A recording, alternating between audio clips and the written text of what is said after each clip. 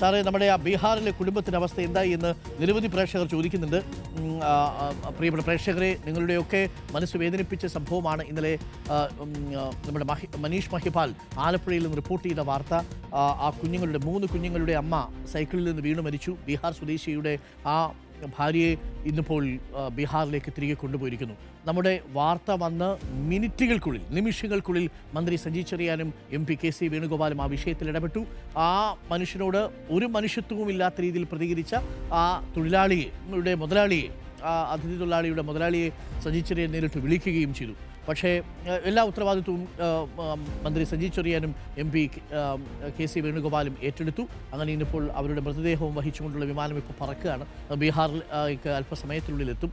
കുഞ്ഞുങ്ങളുമുണ്ട് എന്നുള്ളതാണ്. ഇനി ആ കുഞ്ഞുങ്ങളുടെ കാര്യമാണ് സങ്കടം. 3 കുഞ്ഞുങ്ങളാണ്. ഒന്നും തിരിയാത്ത പ്രായത്തിലുള്ള കുഞ്ഞുങ്ങളല്ലേ, കൊച്ചു കുഞ്ഞുങ്ങളാണ്. അമ്മ എവിടെയെന്നൊക്കെ ചോദിക്കുന്നുണ്ടാവും. അതിനെന്താണ് ആ നിസ്സഹായനായ അച്ഛൻ മറുപടി പറയുക?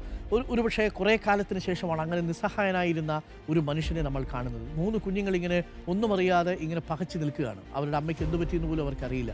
അത് എന്ത് പറ്റിയെന്ന് അറിയാനുള്ള പ്രായം പോലും ആയിട്ടില്ലല്ലോ. ഇന്നലെ ഒരു പ്രേക്ഷകൻ, ഒരു DYFIയുടെ അവിടുത്തെ ഒരു നേതാവാണ്, ഞാൻ പേര് മറന്നുപോയി, ഇന്ന് രാത്രി വിളിച്ചു. ആ വാർത്ത കേട്ടിട്ട് സാറേ ഉറങ്ങാൻ പറ്റുന്നില്ല, പക്ഷേ എങ്കിലും നിങ്ങളോടൊന്ന് സംസാരിക്കണമെന്നുണ്ടായിരുന്നു. കാര്യം ആ കുഞ്ഞുങ്ങളുടെ മുഖം കാണുമ്പോൾ വല്ലാത്തൊരു നിസ്സഹായതയാണ് തോന്നുന്നത് എന്നുള്ളതാണ്. മനുഷ്യൻ ഇങ്ങനെയുള്ള ഘട്ടങ്ങളിലൂടെയൊക്കെ കടന്നു പോകുമ്പോൾ എന്ത് ചെയ്യുമല്ലേ എന്നൊക്കെ ചോദിച്ചൊരു ചെറുപ്പക്കാരനാണ് വിളിച്ചത്. ഞാനത് പറയാനുള്ള കാരണം, ആ പേര് ഞാൻ മറന്നുപോയി. അജ്മൽ എന്നോ മറ്റോ എന്നാണ് വിളിച്ച പയ്യൻ്റെ പേര്. അപ്പോൾ ആ വാർത്ത ഇതേപോലുള്ള നിരവധി പ്രേക്ഷകരുടെ മനസ്സിനെ ഒന്ന് തട്ടിയിട്ടുണ്ട് എന്നുള്ളത് ഉറപ്പാണ്.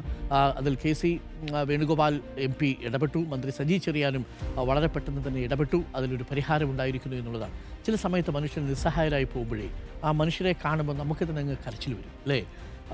ഇന്നലെ അങ്ങനൊരു അവസ്ഥയായിരുന്നു അത്. കാര്യം 3 കുഞ്ഞുങ്ങളാണ്. അയാൾ എന്ത് ചെയ്യും ഇനി ആ കുഞ്ഞുങ്ങളെ കൊണ്ടൊന്ന് ആലോചിച്ച് നോക്കൂ.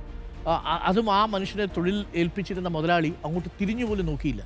അയാളെ വിളിച്ചൊരു വാക്ക് മിണ്ടിയിട്ട് പോലുമില്ല എന്നുള്ളതാണ്. ഇങ്ങനെയൊക്കെ മനുഷ്യർക്ക് പറ്റുമോ എന്നൊക്കെ നമ്മൾ സംശയിച്ചു പോകുന്ന നിമിഷമാണ്.